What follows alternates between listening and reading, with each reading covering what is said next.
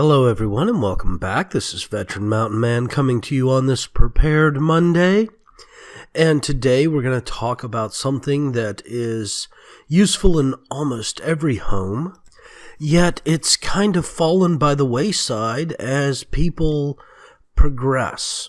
And that is long stem hearth matches. And I know you're going to go, well, but Veteran Mountain Man, don't we just need to use those long-stemmed lighters? Aren't they just better? Well, they're better in a way, and they're worse in a way. Now, one of the things that long-stem hearth matches have as an advantage is they're matches.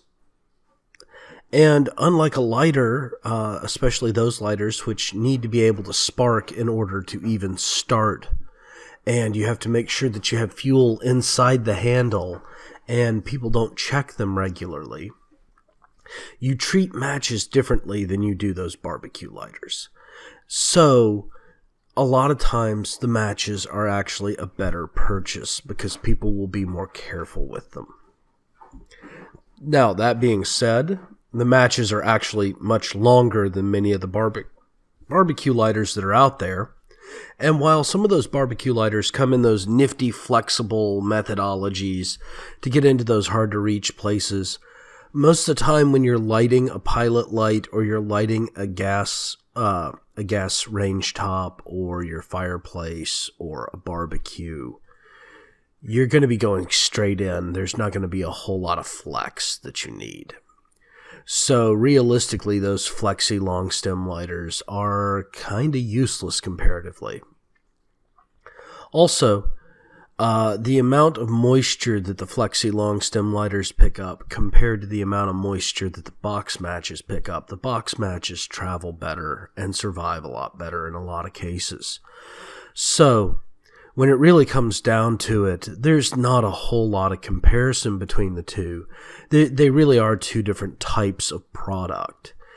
And if you're like me and you use natural gas for heating your home, and you use natural gas for your range and your fireplace, and you use charcoal for your barbecue, and you camp pretty rough, the long stem matches are the way to go. Not to mention, each long stem match can be used more than once as long as you relight the match stem itself.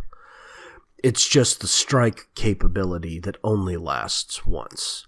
So as long as you've got a fire going, you can reuse the stem over and over again until it's down to the point where you just toss it in the fire and let it burn.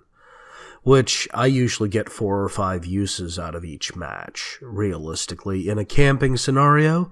And in a home survival scenario, when the power goes out, I usually get 6 or 7 uses. Because I'll use it to light my other fire sources, and if I need to relight it, I'll use one of those other fire sources to restart it and then start that other piece of fire. So I wanted to bring this up to you because realistically they are something that are becoming harder to find, and if you are like me and you like to be prepared, you might want to start looking around a little bit more and getting a few boxes of these tucked away. There are ways to make these types of matches, but it requires you splitting sticks down and then dipping them in a sulfur saltpeter mixture. And that's a little complicated. I might actually pull up a source doc for that at some point in time and go over that with you because it's the old Viking match. And they can be quite useful, but they are a little temperamental compared to just the standard strike anywhere or strike on box long candle match. Now, I know Duraflame still makes these. I actually have about 8 boxes here in my house.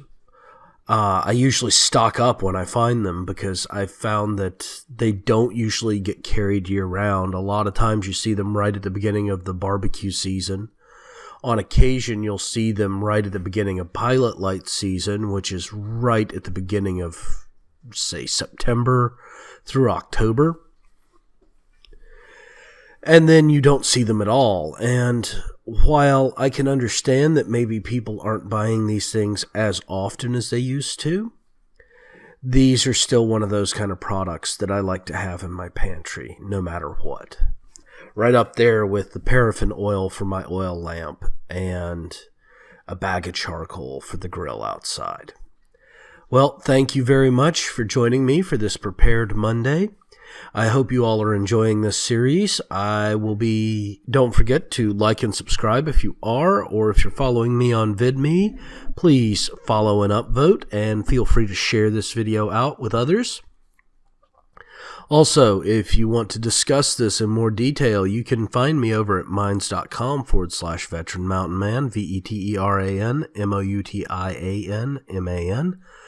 I am in some of the survival preparedness groups. I will answer back if you shoot me a message. Now I am starting a new work schedule, so I won't be as quick to respond, but I will respond. Thank you all, and have yourselves a great day.